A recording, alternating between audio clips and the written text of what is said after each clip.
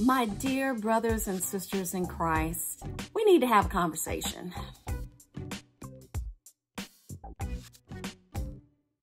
Hello everybody, this is Godsgirl G and welcome to today's video. If you are new to my channel or this is the first time watching one of my videos, why don't you hit that subscribe button? It will allow you to get notified every single time I upload a new video, which I do on a weekly basis. So let's get into today's topic. Today, I want to have a conversation particularly about my experience in a predominantly white church. So let me put it into some context, okay? Let me tell you where Godsgirl G's mind has been. This is happening around the time of the George Floyd murder by the police officers. And it's also around the time when President Donald Trump, who we would refer to as number 45, is in office, and this is the start of the presidential election year. So we're getting ready here in the States to have an election in November. Those events is what prompted it. I do not speak on behalf of all Black or African American people. I do not. I can only speak from my experience, period. And this conversation is not based upon all churches that are predominantly white. It is based upon my church experience at a specific congregation. So I want to tell you everything that led up to the fact that I left a predominantly Black church for a predominantly white church. As you guys know from watching one of my videos previously regarding my broken engagement, if you haven't watched that after this video, you might want to go do that. But you will know that in a previous congregation that I was a part of that was predominantly Black, I was a pretty well-known person within the congregation. I also end up eventually, guys, getting married to someone who actually went to the same congregation. That marriage did not do well, and so it ended up in divorce. And due to the fact that it ended so badly, I just was in need of healing, and I felt that I couldn't get the healing that I needed from that particular church because I couldn't be just me.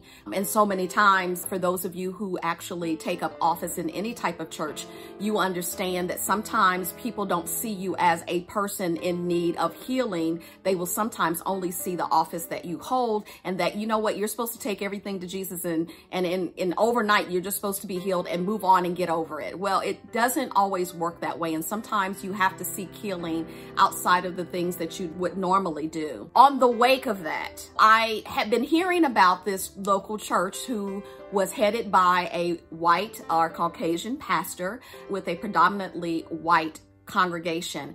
And I had heard that he was taking at that time deliberate steps to make his church more multicultural. Those deliberate steps were things like making the music a little bit more diversified. So not just your contemporary Christian music, it was also your hymns, also your contemporary gospel music. And so there was a nice mix there that I truly, truly welcomed. They were also big on giving to mission. I really, really valued that because it's not just about the people here in the States, but it's also about the people around the world that are in need of aid. What ended up drawing me further into that church is that the person who was over their music ministry, who was an African-American gentleman that subsequently used to be a congregation person at the predominantly Black church that I used to not only attend, but was actively involved in the music ministry. So he had taken his family from that congregation, had taken an actual paid position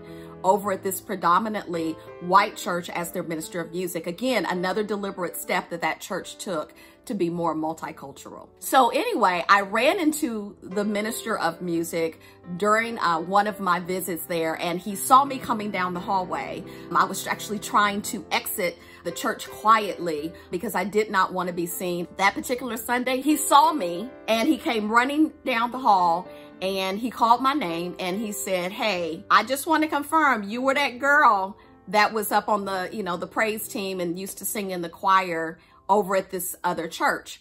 And I sheepishly was just like, yeah, because I knew what was coming and I wasn't sure that I wanted to do that. I wanted an opportunity to sit. So he said, we need your voice up there. We need a voice that will show continued diversification of music. I need your voice to help me with that gospel sound. And so I told him I needed to think about it and pray about it. So probably fast forward maybe a month later, I had prayed about it and I was like, well, God wouldn't lead me here for nothing. And I really considered myself retired at the time. So I decided to go ahead and participate. And here's the thing, my dear white brothers and sisters, as a Black person, just attending the service is actually not that bad. I really enjoyed it. But when I found myself getting involved with the actual ministries that were there, this is where some of the prejudicial things started to come out. So I started participating in ministry. And it was at that point when I started seeing a lot of the racial slurs come out. So let me be very clear. Whenever a change is made, there's going to be a disruption in the normal. And it is normal for people to resist the change, regardless of what the change is. I was anticipating jealousy. What I was not prepared for, because we're all in the body of Christ, I was not prepared for the racial slurs or the racial undercurrent that came. So granted, as African Americans, as people of color, we face discrimination and discriminatory practices, actions on a regular basis, just in our daily life. Can we have one day out of the week where we can just relax and worship God without the same thing that we're dealing with in the world? So there were some early signs that, you know what, maybe this wasn't the church for me, or maybe they weren't trying to be as culturally diverse as I thought, because really, I think that their motive was to convert people to the Republican Party. Early signs. So I'll tell you some phrases that were said. We're at rehearsal one day. I was one of the people that was on mic a lot. And when I say on mic, that means that stood in front of the congregation with a microphone in hand, singing one of the parts. There was a praise team, and so we would rotate seats. There were a lot of people wanting to get on the praise team. The minister of music, again, an African-American man, he would actually have to audition people, and if they could not sing, he had to actually be the one to deliver the bad news that maybe you just need to sing in the choir and be a part of the corporate worship. I'm at rehearsal one day. I'm actually part of the choir as well, so when I'm not on mic, I'm going to be in the choir. And one of the ladies who really wanted to be on the worship team, she decided she wanted to stand next to me and proceeded to tell me, I'm going to stand next to you so some of your Black can rub off on me and maybe I'll be a part of the worship team. Now, I know some of you were saying, oh, that's such a compliment. No, it wasn't. It was how she said it. She didn't say it with a smile on her face. She was like, said it out of disgust, like, you make me sick. So maybe some of your Black can, and she didn't even look me in my eyes. She said it with a sideways conversation. And I heard it, and you know what my response was but my inner voice was saying, Jesus, keep me near the cross. That's what my inner voice said, because you know what? I love Jesus, but you know, my flesh wanted to say something, but I just kept my mouth shut. Don't you just love the Lord? So the next sign that I had is that the church that I went to was actually a pretty large church, and considering where they were located, and they were part of a larger denomination, part of their district meetings were held at this church that I attended because it was a large church and centrally located. And so all the other churches within that district can come to that location and actually have service together. So here's the next sign that something is wrong here. I told you that the minister of music was an African-American gentleman. So he got up there, and after the praise and worship, which was a diverse set, the person that was over that particular service, because you always have like an MC that would introduce the speaker. Here's what he said. It was a white gentleman, one of my white brothers. He goes, man, that colored gentleman, speaking to the minister of music, really knows how to sing. Now, I'm up front on mic because whenever we had a special service like that, he wanted me, the minister of music wanted me on mic. Not a problem. But I'm sitting there like, what in the mahalia is this? What is this? What in the world is going on here? That was my inner voice So I kind of looked out in the congregation and they seemed to be in agreement. Again, predominantly white congregation. Looked at the MC and were just like, I know, he is just so good. So I gave that one a pass because I was like, this is really not our congregation, but it was who our congregation was linked up to at a larger, broader scale. That was sign number 2.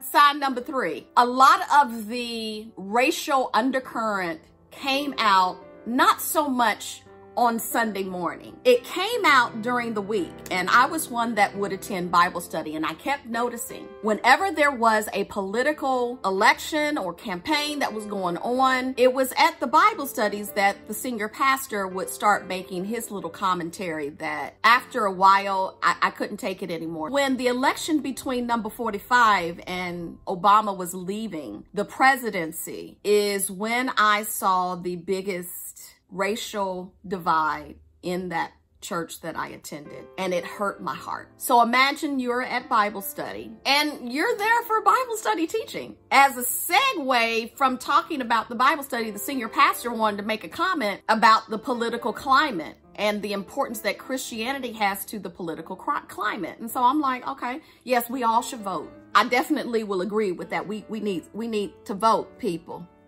He said a comment that to this day haunts me. He said, if Jesus were to walk the earth today, if he was here today, he would most likely align and support the Republican Party. And all he kept saying is because of abortion. Republicans do not believe in abortion, and Democrats are, he implied that the Democrats wanted to kill the baby because remember, Hillary was running and she was pro-choice. I don't mind people having an opinion, and I don't care who you vote for. I just want you to vote, okay? If you in America or wherever country you watching this, you need to vote. The problem that I had was the fact that he put Jesus as aligning to the Republican Party. Now, I don't know what Jesus would do, but I tell you one thing, Jesus would have did something that was just so brilliant that it would not have put him on either political party side. I mean, even when the people in the Bible came to him, he would always say, well, he that is without sin cast the first stone. He would always have these clever things to say that will cause you to think inwardly. So I don't think Jesus would be up there supporting any political party. He would say stuff like, render unto the Caesar what is Caesar and unto God what is God's. In other words, go vote. I'm sorry, inner voice. So that was sign number 3. Sign number 4, that was just the straw on the camel's back and it just broke the back. I want you to picture it. It is what they was calling a, upper room experience. They would have it every year and they would invite the same man. And the man that they would invite is a white gentleman from South Africa. So I'm like, I love this multicultural thing. I can get with some upper room. But the upper room conference took place this particular year. It took place the same week that the results came in that number 45 was elected into office. Now you have to understand, when I woke up the next day and found out that number 45 was in office, I cried. I was grieved because I saw things that were it was racial and it was discriminatory and sexist and all those other isms that I do not believe the Bible supports. So picture it. I'm grieved and I have to sing because it's an upper room event. So that means you're up there singing, ministering, and trying to help people usher in the presence of God. So I'm up there behind this African-American minister of music as he wanted me. So I'm grieved. And so while I'm ministering to other people, I need to minister to myself because my heart is broken, but I knew God was still on the throne. The speaker, South African, white gentleman, he comes up on the stage. And I'm thinking, speak to our hearts. Tell us what God said to you. I'm like, I'm just can't wait, So he was going to get up there and give some exhortation to help people. Here's what he said. Oh, come on and lift your hands. And he said in a very thick accent, lift your hands and thank the Lord that the Obamas are leaving and that President-elect Trump is entering into the White House to usher in the presence of God. Now, I love Jesus. But that right there, I was done. He then proceeded to say that we all needed to get on our knees and thank the Lord for number 45. Now, he didn't say 45. I'm saying 45 because sometimes I just don't like saying that name. So I'm going to say number 45.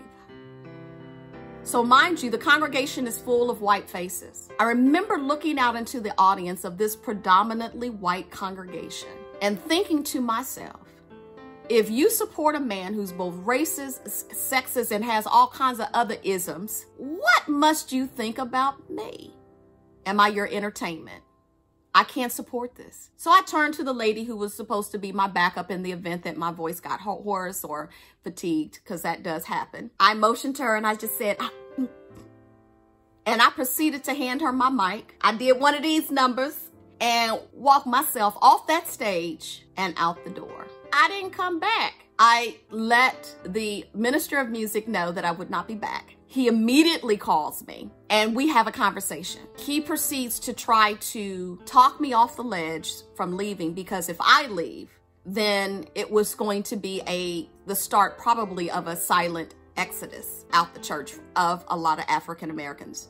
So I proceeded to tell him I would not be back. I told him why. And he said, can you do me a favor? Can you write a letter explaining why you're leaving? Because I've heard your story. And he said, and here's what I have not shared. There have been other African Americans leaving the church for very similar reasons such as yours. Now, in my mind, I was like, well, if you knew this, why did you try to persuade me to stay? Because I can't work through somebody's racial issues, especially if they're not willing to talk about it. So I proceeded to send a letter, which to this day, the pastor of that church has not responded to at all. Here's my summation of maybe what my white brothers and sisters who go to a predominantly all-white evangelical church can do. We need you to speak up. Your silence speaks volumes. When you are silent, your silence is condoning the actions and the comments that are incorrect. Your silence is killing us. Recognize that the crime against people of color that you commit is your willful ignorance. Let me break that down. As a person of color, we have been wanting to have this conversation with you. We are willing to come to the table. But for a lot of our white brothers and sisters, you may feel that the absence of the conversation means out of sight, out of mind, and that it will just fix itself. It will not fix itself. So being willfully ignorant of what is going on in the community and what affects people of color, that becomes the crime that's committed against us. To bridge the racial divide, your actions to do so must be deliberate, intentional, and ongoing. You can't do one thing and think that that is going to heal this racial divide. Know that talking about this racial disparity, specifically in the church, is just as uncomfortable to people of color as it is to you. Because we stand the risk of you saying, it's not that bad. That's not how I am. That's not me. And so when we share our story, we are denied feeling what we've been feeling. Be willing to have the hard conversation, because the conversation is going to be hard. And recognize, my dear white brothers and sisters, that when you take those deliberate acts, take those deliberate intentions to try to bridge the racial gap, you will lose people along the way. And those people I'm referring to are friends of yours, acquaintances of yours, who do not see race as an issue and do not want to try to heal it. I know it was a little uncomfortable. It was uncomfortable for me talking about it, but we all have to be the change that we want to see in the world. And if this video is able to prick someone's heart, to be a catalyst for change, to have those hard conversations, then it's accomplished what it was supposed to do. Godsgirl G's out. Thanks.